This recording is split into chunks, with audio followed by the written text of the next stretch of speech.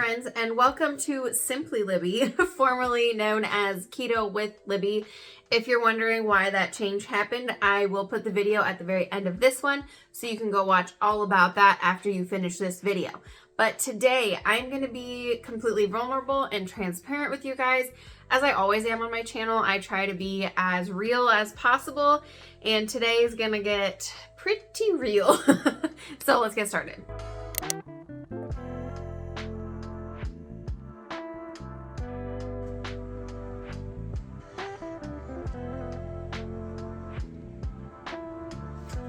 So I'm not gonna sit here and, be like, oh my gosh, I am 221 now. What happened?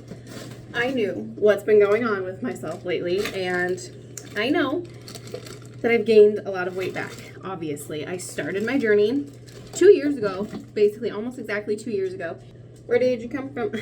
Right in front of my face. I started my journey 2 years ago at 230 pounds. And, the last year has been insanely rough. My sister and I started our own business, and I didn't realize how much of a toll that was going to take on my mental health and financial health and just everything in general. So I would say I have been insanely struggling for the last 6 months. I have been on and off of, eating healthy and then trying to switch things up, like, maybe doing everything in moderation, but then that just leads to binge eating and overeating. And then we had a vacation come up, and I knew for the vacation I wasn't going to stick to kind of any healthy eating just because it's a vacation and I did want to, experience the new foods and things.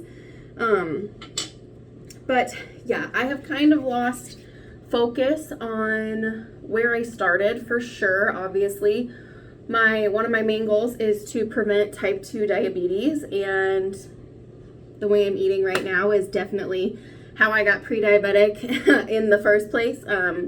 So yes, that is why I kind of took a little break from social media and everything for a little bit, and I am rebranding myself because I just didn't fit what I thought I fit 2 years ago. We grow and we evolve. Let's talk about my plan for this losing this weight again. For me, like I just said, type 2 diabetes is something I am trying insanely hard to prevent.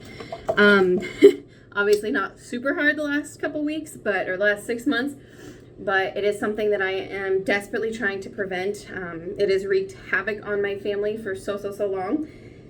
But there are many other underlying health issues, such as mental health, that go into, it's not just about the eating, it's not just about the food you put in your mouth, it's also about the stress, the emotions, the eating disorders, all of it. It all plays a role. It's not just whether I can stick to keto or not.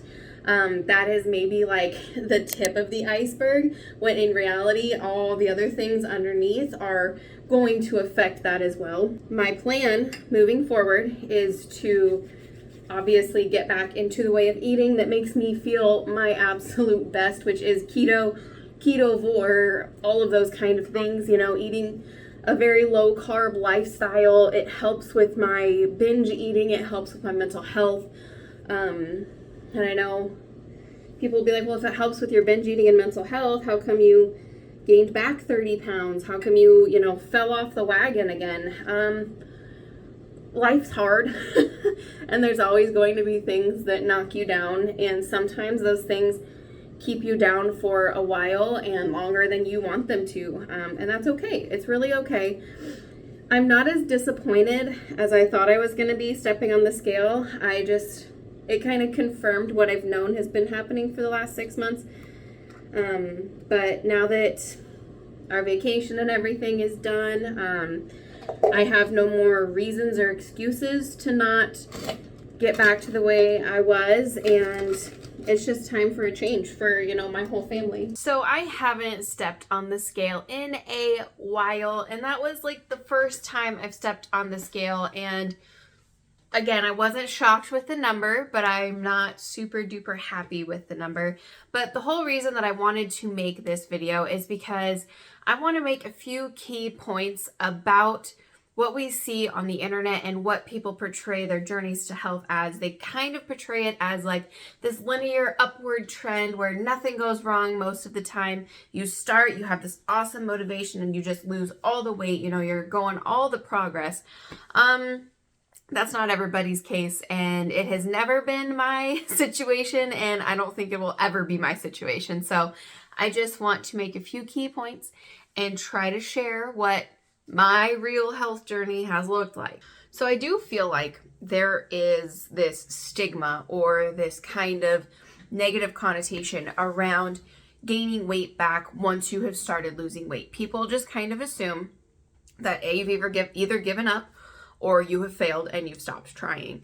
Now, nobody's really said that to me. I just kind of get the vibe from some people. They're just like, oh, you're not doing that anymore? I'm like, no, it's not that I'm not doing it anymore. I'm just not in the place where I can focus on my mental health and my physical health. I need to get my mental health back under control so that I can, it needs to be a balance. And there's just such a huge issue people have with gaining weight back, and I don't feel like people share that enough, because I know it happens more often than not. But it's okay to gain the weight back. It really is okay, because the more you beat yourself up about it, the more likely you are to keep gaining all of the weight back or even more. We just need to be kinder to ourselves and try to figure out the underlying problem of, okay, what the heck has been going on with me? Why have I given up on my goals? Why have I gone, kind of backwards a little bit? Life comes in seasons. I always see life as different kinds of seasons. And as I get older, it's just much more apparent. Like for the first year of my health journey, that was a season of me really honing in on my eating and my eating disorders. And then the last 6 months after that, was really more so about figuring out how to take back control of my mental health, but while also starting a brand new business. So that was kind of a teeter-totter right there, and it was something was going to give, you know what I mean? And then this last 6 months, this last season of my life has been kind of not necessarily putting physical health on the back burner, but just trying to figure out how I can do it all. How can I prioritize my mental health and my physical health without doing it so much that one of them has to break? You know what I mean? And I finally feel like after our vacation, after many different things, this rebranding, I really feel like I am in alignment with my goals, both mentally and physically. So I just feel like all the chakras have aligned, you know what I mean? The next point I want to make is that you're not a failure. Just because you might have gained a little bit of weight back or lost track of your goals, you are not a failure, okay? The moment you absolutely give up and stop trying, that is the moment you failed. But if you are still trying, even if in the back of your head you're still thinking about trying, you have not failed. So we can be so self-limiting in our thoughts that way that we call ourselves failures, that we actually become those failures. So speaking kindly to yourself in your hardest and darkest days is the most important thing that you can do to make sure that you don't fail. I almost think that the setbacks and the failures that we go through are learning opportunities. Now, are there some of them that I'm like, I could have gone my whole life without that freaking learning opportunity? Thank you very much. Yes. But I do think that it's so cliche, but everything happens for a reason. I know. But I truly, truly do think everything happens for a reason, and your setbacks all happen for a reason. Now, ask me a few months ago when I was driving home crying because I didn't fit in my pants that I used to fit into. Maybe she wouldn't see it this way, but as of right now, where I'm sitting in a much better headspace, it all comes to light why it happened at some point or another. So our failures are something that we can learn from and grow from. So what I am learning from the last 6 months is that I do not have any self-control. Like, it sounds terrible, but it's so serious. I literally have no self-control when it comes to food. I have access to so much food in this world, and my brain wants all of it because it's so comforting and it's so good. And I can't tell it no. Now, this is a whole other topic for a whole other video, like self-control and how keto helps that and stuff like that. But man, the amount of times a day I think about food right now when I am not in ketosis, I would say like 6 to 7 times. Like, I want to have food 6 or 7 times a day. When I am in ketosis and like doing real good, I think about my coffee in the morning. Most times I don't really think about lunch. I just pack it and take it. And then I think about dinner. That's 3 times a day versus 6 to 7. You know, think about how much blood sugar I'm spiking. Again, a whole other topic for a whole other video that I will make. But I just have learned so much about myself. I have done a lot of reflecting, and I've been doing a lot of things in therapy to kind of help with my anxieties and my ADHD. And my therapist did tell me, she's like, things are going to get harder before they get better. And I think that working on all these other things while I was trying to work on my eating, and everything just kind of came to a head where I just needed to focus on one thing over another. And the thing that was seriously bothering my life and seriously hindering my life was my mental health. So I needed to take a step back and really, really focus on that. I'm just going to throw this little tidbit in there.